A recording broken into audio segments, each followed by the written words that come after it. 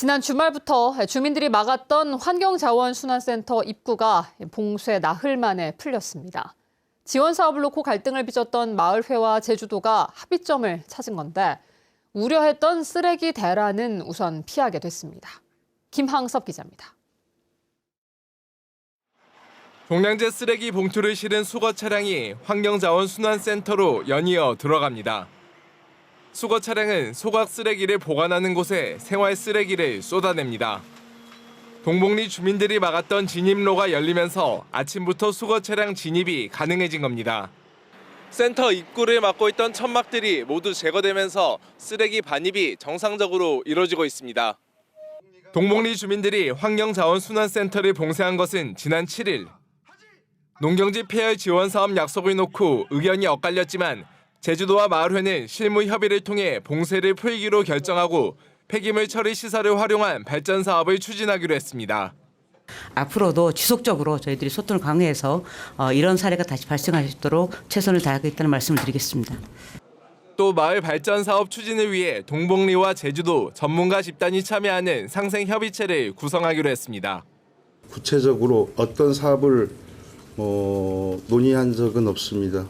저희들이 상생협의체를 구성해서 저희들이 어떤 사업을 할 건지 도정하고 협의하면서 추진해 나갈 계획입니다.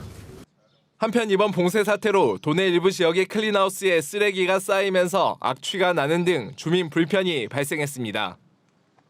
게다가 민간 처리 업체로 옮겨진 쓰레기 200여 톤이 다른 지역으로 반출되면서 8,800만 원의 비용이 들어간 상황. 우려됐던 쓰레기 대란은 피했지만 그 피해는 고스란히 도민들이 떠안게 됐습니다. MBC 뉴스 김항섭입니다. 이번 동복리 사례처럼 쓰레기나 하수 처리 시설이 있는 마을 주민들이 자신들의 요구사항을 관철하기 위해 집단 행동에 나서는 일이 반복되고 있는데요. 갈등 관리에 미숙한 행정 행위 때문에 오히려 문제를 키우는 경우가 발생하고 있습니다. 왜 이런 일이 끊이지 않는 것인지 또 대책은 없는지 송원일 기자가 보도합니다. 7년 전 동복리 주민들은 이번과 똑같은 요구를 내세우며 환경자원순환센터 입구를 봉쇄했습니다. 폐열관로 사업이 진행이 안 되면, 추진이 안 되면 저희들은 끝까지 공사중지 단체 행동을 하겠습니다. 당시 제주도는 협약서에 관련 내용이 없다며 거부했고 주민들은 구두로 약속했다며 맞섰습니다. 동복리 주민들은 지난 7일부터 똑같은 요구를 내세우며 또다시 전면 봉쇄에 나섰습니다. 이번에는 녹취록이 있다며 약속을 지키라고 촉구했습니다. 정무 부지사 담당 국장까지도 약속을 해왔던 사업이 한 7년이 넘을 때까지 저희들이 약속 이행이 안 되고 있습니다. 제주도는 구두 약속했다는 근거가 없다며 거부하다가 최근 녹음 내용을 확인한 뒤에야 지원을 약속했습니다. 제가 알기로는 그 당시에 공식적으로 오찬 자리였기 때문에 녹음이 비공식적으로 이루어진 걸로 알고 있습니다. 주민 지원 사업은 협약서에 명시하는 것이 원칙인데도 구두로 약속을 해 문제를 키웠다는 지적이 나오는 이유입니다. 특히 구두 약속한 내용을 기록하고 관리하지 않은 것은 더 심각한 문제입니다. 섣불리 약속하는 그런 관행, 그러한 책임성 없는 발언 이런 것들로 인해서 결국에는 행정의 신뢰성을 떨어뜨리는 이런 결과를 자초한 데 대해서는 반드시 이번 기회에 개선을 해야 된다라고 생각합니다. 극단적인 갈등을 해결하는 방법에 대한 사회적 논의도 필요합니다. 이번 동복리 사례는 물론 과거 봉계동 쓰레기 매립장 운영과 월정리 하수처리장 증설 공사를 둘러싼 갈등처럼 전면 시설 봉쇄로 이어지는 상황이 반복되고 있기 때문입니다.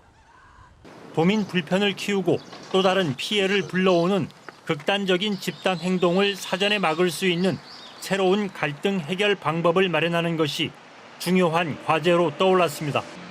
MBC 뉴스 송원일입니다. 제주도 교육청은 도내 초등학교 늘봄학교 강사 중 리박스쿨 관련 이력 소유자는 없는 것으로 확인됐다고 밝혔습니다.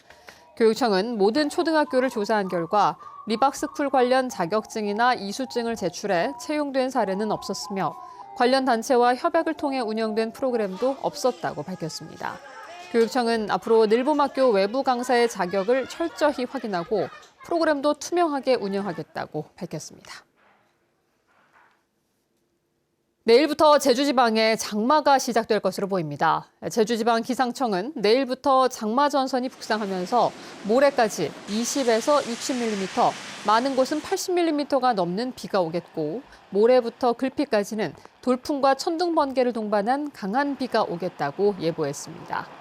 이는 예년보다 일주일 빠르고 역대 3번째로 빠른 것입니다.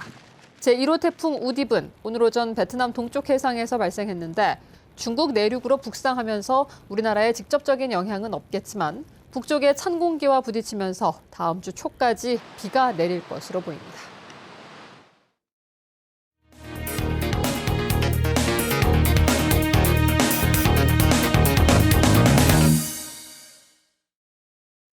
최근 제주의 한 카트 체험장에서 카트에 불이 붙어 10대 학생이 온몸에 화상을 입는 안타까운 사고가 있었습니다.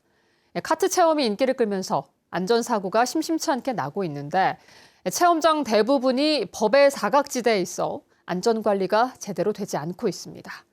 이따금 기자가 취재했습니다. 체험장 도로 위에 레저용 카트가 넘어져 있습니다. 의자는 불에 타 철제 구조가 드러났고 바닥에는 소화기 분말이 가득합니다. 달리던 카트가 넘어지며 불이 난 건 지난달 28일.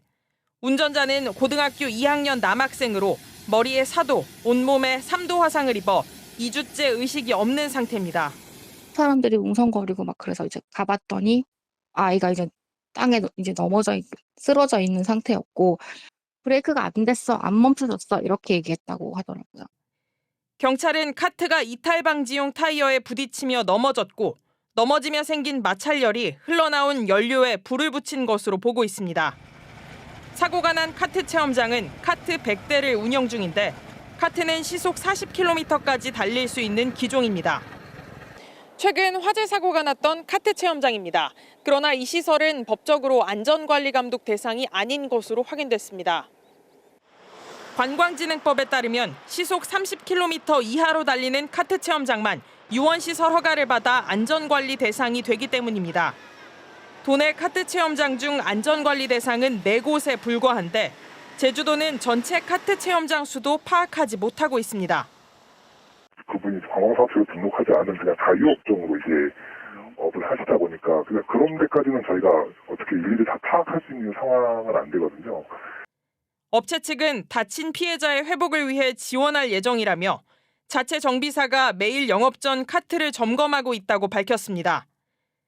제주에서는 3년 전에도 안전관리 대상이 아닌 또 다른 체험장에서 카트가 나무를 들이받아 여중생이 중상을 입는 사고가 났습니다.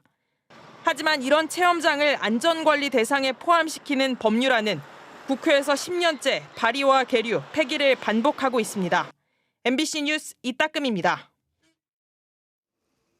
지난해부터 시범 운행하고 있는 노선버스형 자율주행차에 제로페이 결제 시스템이 도입되고 운행 노선이 일부 개편됩니다. 제주도는 지난해 7월부터 2개 노선에서 시범 운행 중인 자율버스에 외국인 관광객도 교통카드 없이 스마트폰으로 요금을 결제할 수 있는 제로페이 시스템을 도입했습니다. 또 제주시청에서 버스터미널과 제주공항을 잇는 노선을 변경해 신제주 롯데마트 앞에서 출발해 신제주 로터리와 공항을 잇는 노선으로 개편하고 내일부터 운행합니다.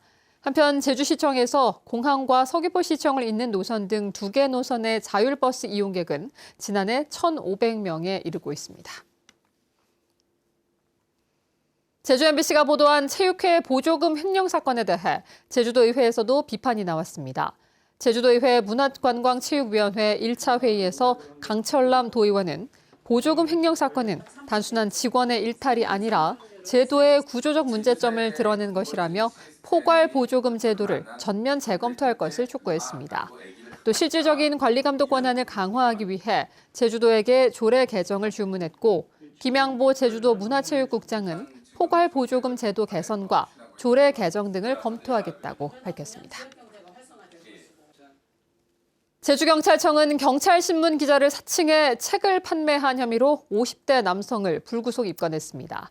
이 남성은 경찰신문 팀장이라며 관공서 건축공사 기업 사무실에 전화해 경찰 총람을 구입하면 부적절한 편의를 제공할 것처럼 속여 9개 기업에 216만 원을 받고 판매한 혐의를 받고 있습니다. 경찰 수사 결과 이 남성은 기자가 아니었고 경찰 총람은 2015년에 발간된 책을 사서 발행일을 2025년으로 변조한 것으로 드러났습니다. 역배팅 스포츠 도박 사기 행각을 벌인 혐의로 구속된 피고인들이 재판에서 혐의를 부인했습니다. 제주지방법원에서 열린 첫 공판에서 피해자 40명에게 16억 원을 챙긴 혐의로 기소된 제주센터장 2명은 속일 의도가 없었고 투자를 권유한 적도 없다며 사기와 유사수신 혐의를 부인했습니다. 검찰은 다음 달에 증인을 신문할 예정인데 재판부는 피해자들의 배상 신청은 민사소송으로 해결하라며 기각했습니다. 뉴스데스크 제주였습니다. 고맙습니다.